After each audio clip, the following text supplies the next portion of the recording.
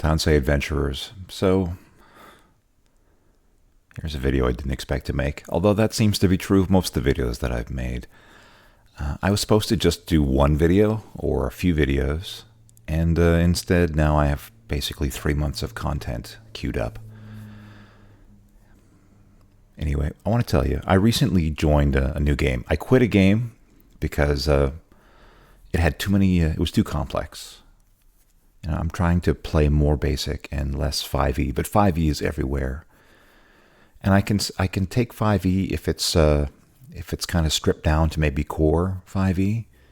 And this was just too long, too complicated, too many supplements, waiting endlessly for people to go through their turn with all of their actions and feats and special abilities and stuff, and just being bored to tears by the time it was time for my turn to actually come around and for me to do something simple, sort of old school. So I quit that game and I joined a new game, and I'm already wondering if I've made a horrible, horrible mistake.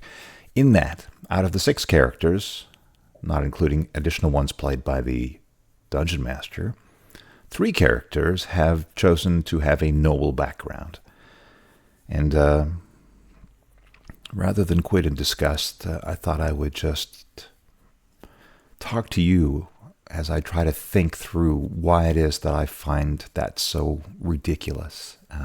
So maybe just listen to me rant for a while, and I'm going to rehearse what I need to talk to these people about.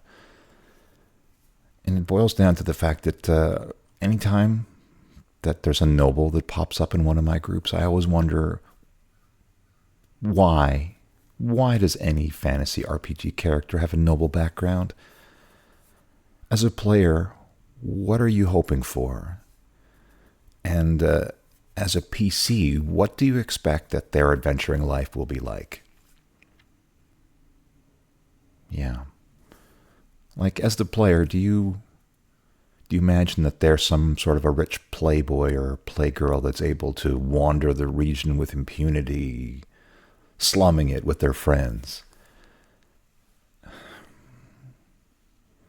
Are you imagining that there's some kid whose parents are underwriting their escape from their duties and obligations, and instead have chosen to fund their foray into irresponsibility?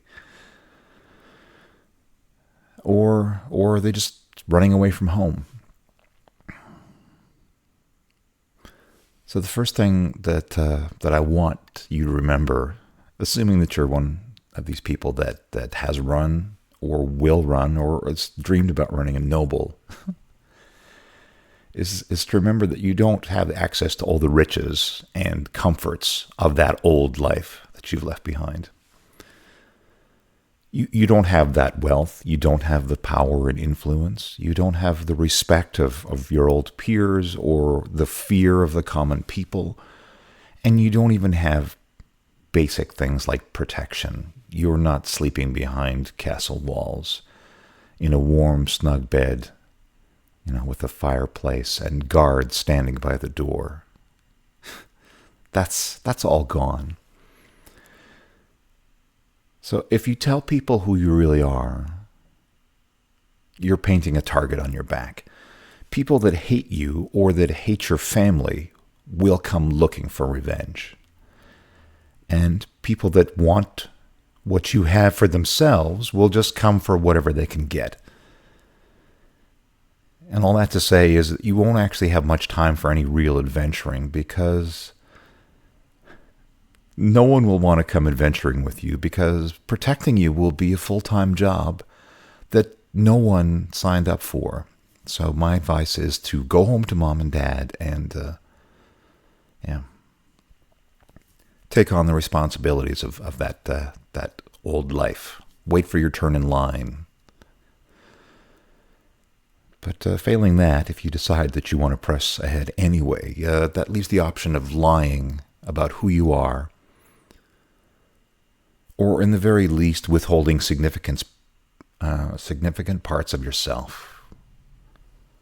It means letting go of the expectation that you matter more than anyone else around you, that you should be respected, that you should be feared, that you should be obeyed, that you should even be taken seriously. Let go of the idea that you're any more important at all than the last significant thing that you did to support the group that you are now a part of. And even with all that, you have to hope that your secret is not discovered, not by the people you're with, and not by anyone who could possibly recognize you from your old life.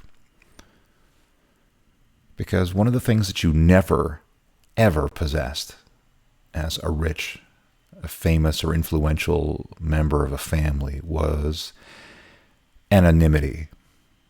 So you'd better have a great disguise. And hopefully one that disguises the personality that's under your appearance, your mannerisms, your expectations, your knowledge, your experiences. Any hint of that, any glimpse of that it's a gigantic red flag indicating that you are not the person that you're pretending that you are right now. And the hardest people to fool are those people that you depend on the most, who are there to witness everything that you say and do, every hour of every day that you're together, right down to the wild brags that you make when you've had too much to drink at the tavern, or whatever you're mumbling as you're talking in your sleep, and your brain still knows who you are and is still working through those old issues. Because one day, one moment will come where you will be discovered.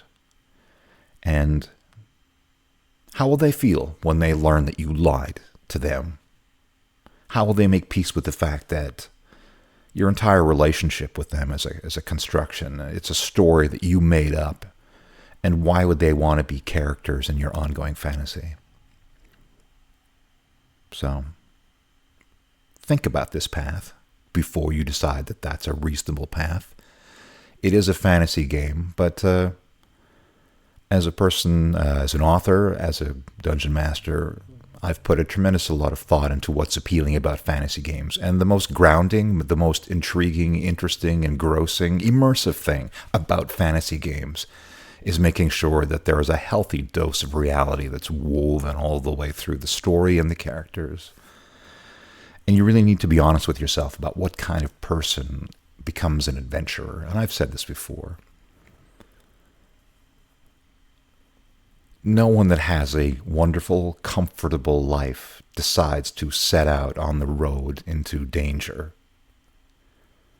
So there is a reason that you are doing this. And you cannot have it both ways, with your comfortable life, your fame, your fortune, and living by your wits on the razor's edge. It's not possible. If you want ideas for a character to play, if you're stuck, I wrote a whole book. It's called Chrysogon's Coterie, 288 NPCs for your basic fantasy role-playing game campaign. But it's OSR friendly and it works with anything, and you could use those NPCs as maybe the starting point for a real character that you want to play. And before you ask, how many characters out of the 288 characters in that book are noble? And the answer is one. One woman. And she escaped from her abusive family, and she lives in fear every day that she will be discovered. She's changed her name, she's changed her mannerisms, she's divested herself of that identity. And yet, that is what she's coping with every day, is the fear of discovery. And she's already started to raise questions, just because you can only take away so much of who you are in trying to reinvent yourself. So, anyway, I have a conversation to have with a group, but I hope that you've learned something. Until next time.